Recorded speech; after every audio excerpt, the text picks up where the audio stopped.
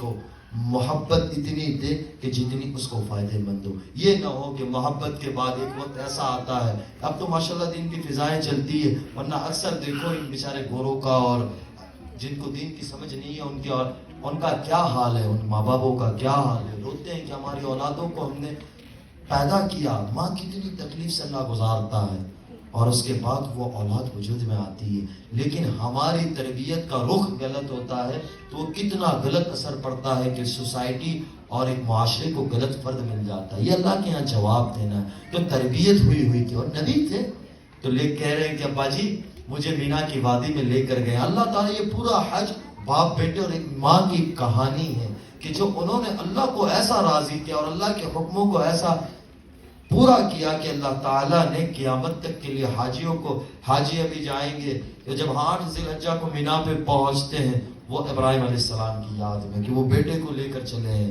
اور پھر عرفات تھے، اور پھر صبح جب تک قربانی کنکری ماریں گے تو شیطان کو کنکری مارے گی. ابا جی یہ مجھے کہہ رہا ہے کہ تو مجھے ذبح کرنے لے کے جا رہا ہے. تو کہا کہ بسم اللہ اللہ اکبر، کہ کنکری ماری ہے، اور کنکری مار کر جب اس کو دبایا گیا تو اللہ تعالیٰ نے حاجی کو کہہ دیا کہ بھائی یہاں کنکری مارنا ہے. اور اس کے بعد قربانی، کہ وہ ایک قربانی اللہ کو، اللہ قربانی تھوڑا سا ٹیسٹ لیتا ہے. جب سنا شروع میں آنے لگی تو حضرت محمد علی جمل صاحب نے انہیں کہا کہ بیٹا جمع رہنا، اپنی استقامت باقی رکھنا.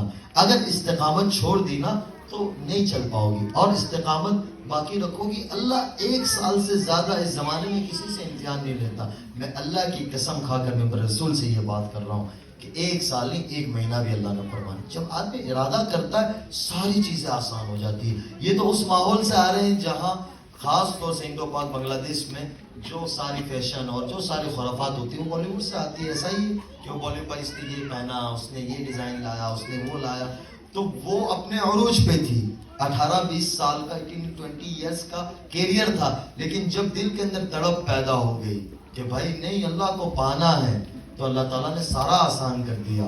تو حضرت اسماعیل علیہ السلام کی بات چل رہی تھی تو اب ذبح کیا جا رہا ہے، اور پھر جب اپنے گٹھن کو مبارک کو ان کی کمر پہ رکھ کے ایسے گردن کو اٹھایا اور ایک ہاتھ سے چھری کو تولا ہے اور کہا ہے اللہ اسماعیل کی محبت میرے دل میں پکڑ گئی. ایک اسماعیل نہیں، آپ کے نام پر 100 اسماعیل قربان ہے. جب ذبح کرنے لگے تو 7 آسمان کے فرشتوں کے اندر چیخ و پکار مچ گئی اور رونے لگے. یہ دنیا کی تاریخ میں پہلی دفعہ ہو رہے ہیں کہ فرشتے ہی رو رہے ہیں اور کہہ رہے ہیں اللہ تیرا دوست تو کھرا نکلا، خلیل اللہ جو آپ نے لقب دیا وہ تو کھرا نکلا، وہ تو پیغام پورا کر گیا پیغام.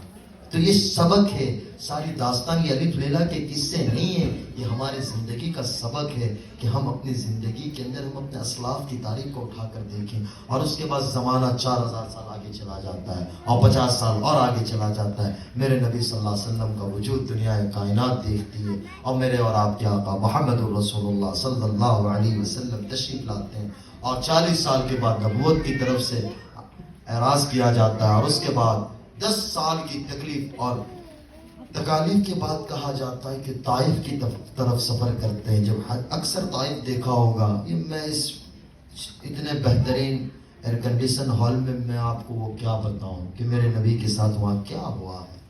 طائف کی وادی ہے اور محمد مصطفیٰ صلی اللہ علیہ وسلم کی عالی ذات مبارکہ ہے، اور آپ جا رہے آگے دعوت دینے اور لوگ نادان بدماش آپ کو پتھر مار گئے.